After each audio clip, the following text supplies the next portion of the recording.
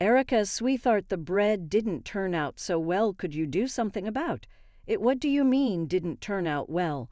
Maybe we need a better oven, love. I've seen some great ones for sale lately. Okay, I'll discuss it with Mrs. Stacy. My name is Erica Walson, and I'm 35 years old. I work from home as a full-time Forex trader. I met my husband, Ethan, who's 2 years older than me. At our previous job, we were both employed at a small mail-order business, Akin in the pet food department, and I in customer service for the cosmetic department. The job was challenging, often requiring us to stay late and catch the last train home. However, we always looked forward to our weekly drinks with the same group of coworkers after those long nights back. Then we worked overtime day after day, finding little joy in life despite earning decent money. We had no time to spend it, and our only solace was our nightly drinking sessions. It was during these gatherings that my husband, who was part of our group, and I started dating.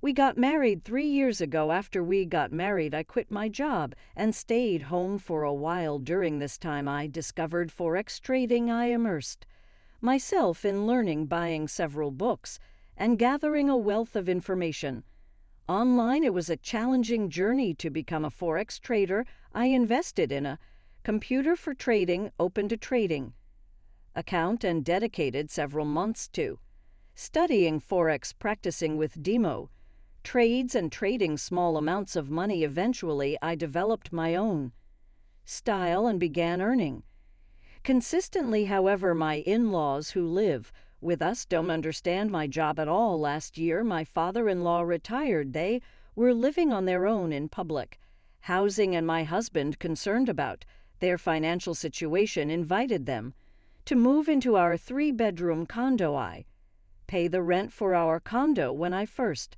started with Forex trading, my husband was still working, and we managed to get by. Once I began earning a steady income from Forex, I took over paying the rent and covering our living expenses. Dad, Mom, Erica is taking care of all our living expenses, so please feel at home. My husband said, Erica, thank you so much. We appreciate it, they replied, and that's how our life with my in-laws began. I don't do any household chores at all because we have a housekeeping service that handles everything. Mrs. Stacy, the woman in charge, is an excellent cook and takes care of all the other chores perfectly, which is a huge help. This allows me to focus on studying Forex and sharing my earning strategies on blogs and other platforms instead of doing housework. However, my in-laws aren't happy with this arrangement. Initially, when they moved in, they were modest and grateful, but after 2 months they started complaining. Why doesn't the daughter-in-law do any housework even though she's at home? Is it really a job to just sit in front of the computer all day? Forex is just gambling. Of course, they don't say these things directly to me, but I can tell that nagging my husband about it, since he no longer has to pay rent or cover living expenses. He spends his entire salary on himself, and his attire has become quite flashy. He always wears custom-made suits, brand name shoes, and designer bags. He's always loved fashion, and now he seems quite satisfied being able to indulge in it. He used to act as a buffer against my in-laws' complaints, but recently that has changed. You're always glued to your computer. You don't wear makeup, and you only wear sweatpants. Isn't that terrible? He said one day. Wait, what do you mean it's terrible? Do I need to dress up and put on makeup just to be at home? I replied, you might be okay with it, but it doesn't match me. He responded, what do you mean it doesn't match you? We're at home. What does it matter? It does matter. Don't you want to look cute? For me, cute? What are you talking about? Is that really necessary? Ever since that conversation, my husband has started complaining about me along with my moss. One evening after dinner, as I was heading to the bathroom, I overheard a conversation coming from the living room. What's with Erica? Is she making fun of us? She always has a bad attitude. Yeah, she's making fun of us. She thinks we're Poor because we lived in public housing. That's right, I feel the same way. She doesn't do anything around the house because she wants to act like she's above it all. Anyone can do Forex. Erica studied a little bit and started making $20,000 a month. I can do it too.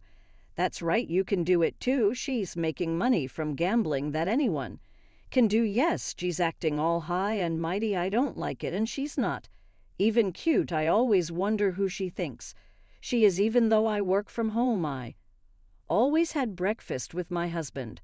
Before he left for work, he still works at the same company we used to work at, so he comes home late. We both cherished our breakfast time together as our time. But he started avoiding it, saying, "I'll eat breakfast on the way. I'm good." Leaving without eating. My mother-in-law sneered at my husband's behavior. Yeah, Ian must be getting tired of a woman who doesn't fulfill her duties as a wife. It's only natural. Duties of the wife. Isn't it enough that Mr. Stacy is managing all the household chores flawlessly? Talking about traditional wife duty seems outdated. We hold on to old-fashioned customs. I received plenty of scolding from my mother-in-law too. What do you mean by scolded? As long as the housework is taken care of, isn't that sufficient? I'm the one covering the expenses. Do you think I'll stay silent if you bring up money for a few living expenses? My mother-in-law, who had been living without the burden of covering living expenses, seemed to be using money to socialize with others her age in her apartment building. I noticed her purchasing and flaunting expensive brand name bags multiple times. Similarly, my father-in-law was investing his entire pension into this golf hobby. I even spotted a new set of golf clubs in our hallway. Meanwhile, I was the one footing the bill for rent and all other living expenses. I couldn't fathom what these people were up to with my in-laws having nowhere else to go. I had no choice but to endure it. About a month after Ain stopped having breakfast with me, his business trips became more frequent. He claimed to be involved in a new business venture, considering importing LEDs from Korea, which led to a significant increase in his trips there. He mentioned another trip scheduled for the upcoming weekend. During one of Ethan's absences, I decided to have lunch with my friend Lily at a nice Italian restaurant we had previously visited with Ethan. However, to my surprise, I spotted him there despite supposedly being on a business trip to Korea. Lily and I were enjoying our wine when she pointed him out, saying, "Isn't that Ethan?" I turned to see Ethan leaving the restaurant with another woman. That can't be him, can it? He's supposed to be in Korea. I muted, bewildered. Lily tried to dismiss it, but it was undoubtedly Ethan. He appeared to be spending the weekend with another woman while claiming to be on a business trip. The woman was petite and exuded a youthful charm. She seemed to be in her early 20s, much younger than Ethan, who is 37. I recalled Ethan asking me, "Don't you want to look cute for me?" It became evident that Ethan was being unfaithful, so I decided to hire a private detective to investigate him on Monday. Additionally, I noticed an increasing number of packages addressed to my mother-in-law being delivered. "Are you buying more things, Mother?" I asked. "Do I need your permission?" She retorted. "No, that's not what I meant." It appeared that my mother-in-law had developed a penchant for online shopping, indulging in more brand name bags and accessories with the proliferation of copy products online. I wondered if she was aware of the risks. Sure enough, one day while Ethan was at work and I was in my room working, she approached me and said, "I need your opinion on something." "What is it?" I asked. "Come with me," she urged. In the living room, she had opened a package. I purchased 5 bags because they were on sale, but they appeared to be counterfeit. You have to be cautious when shopping online, especially for branded items. I advise upon inspection. It was clear that the items were indeed counterfeit. I couldn't help but wonder how much she had spent on these knockoffs. What should I do about this, she asked me you should. Attempt to negotiate a return with the seller. I suggested she tried contacting the seller but struggled to find their phone number when she finally did it. Turned out to be disconnected emailing. Them proved feel as well with no response in the end. She had paid a total of $3,000. The e-commerce website seemed legitimate at first glance, but it offered brand name bags at unrealistically low prices. Since she had paid via bank transfer, she could seek recourse through her credit card company, and the site had a strict no cancellation policy. Mother, it's crucial to exercise caution when purchasing brand name items. If they're unusually inexpensive, chances are they're fake. Please consider that before making impulsive purchases solely based on price. You're such a nag, she retorted. Feeling futile in the conversation, I retreated to my room to resume my work.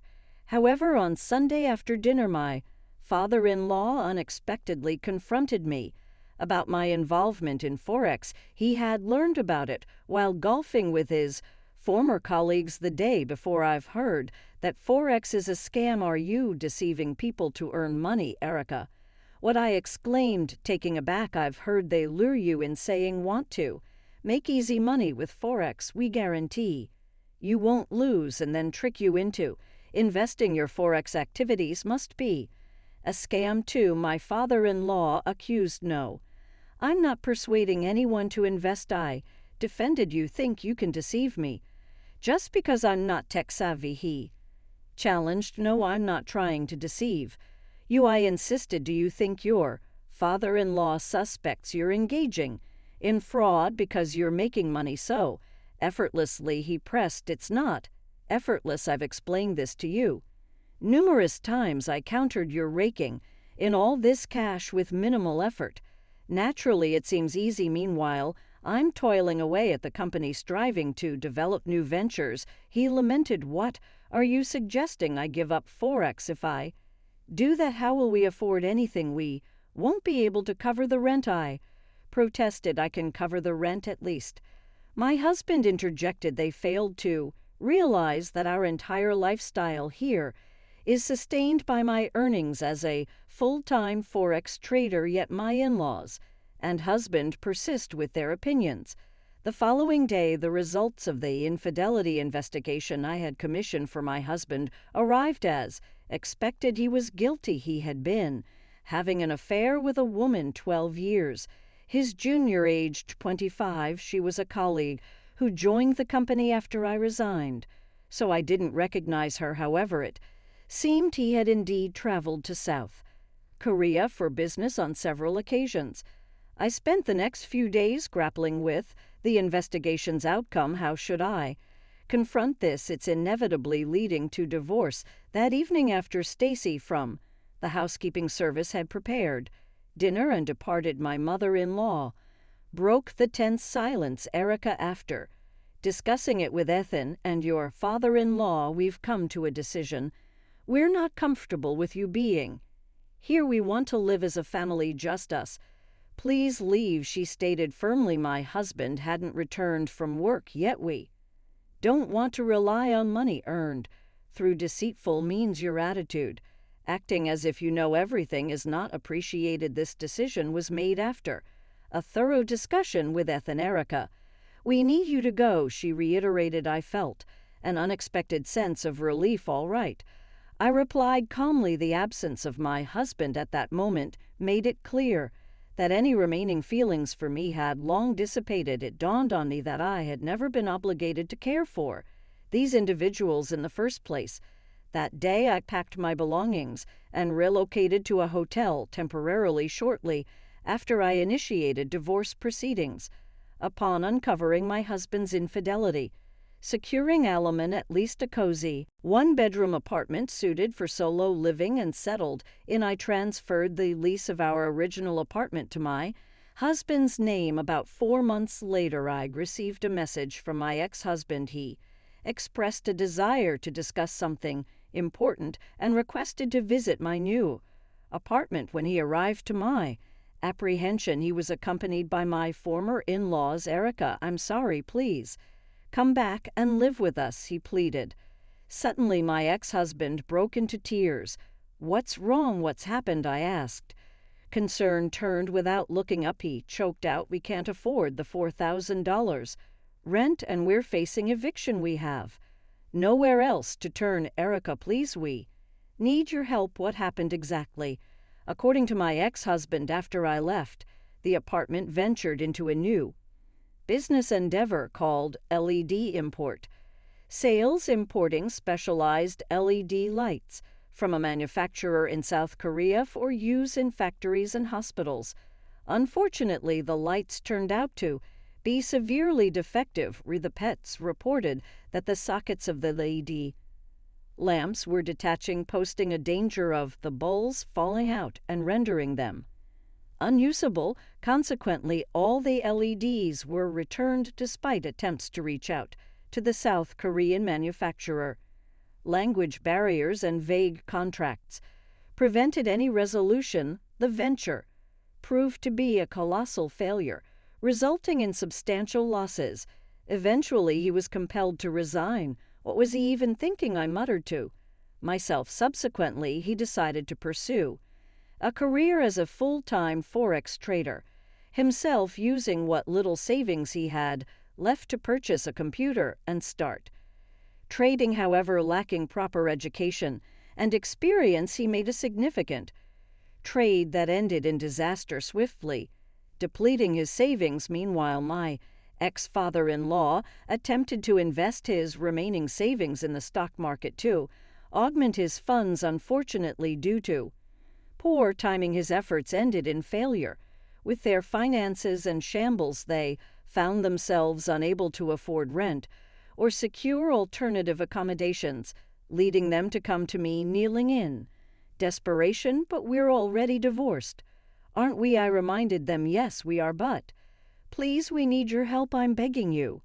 My ex-husband pleaded. "What happened to your young girlfriend?" I couldn't resist asking. "After I lost my job, I lost touch with her," my ex-husband admitted. "Well, it's not surprising she wouldn't stick around for someone who's lost their job," I remarked. "Erica, you're the only one I want now. Let's give our marriage another chance," he pleaded. "That's right, Erica. We realize now that we misjudged you. We're truly sorry," my ex-in-laws chimed in earnestly. "Erica, I owe you an apology too. I misunderstood forex trading and wrongly accused you of wrongdoing. I'm sincerely sorry," my ex-husband added. "I decline," I replied firmly. "Erica, please reconsider. I admit my mistakes and I promise I won't betray your trusts." Again he implored. "That's right, Erica.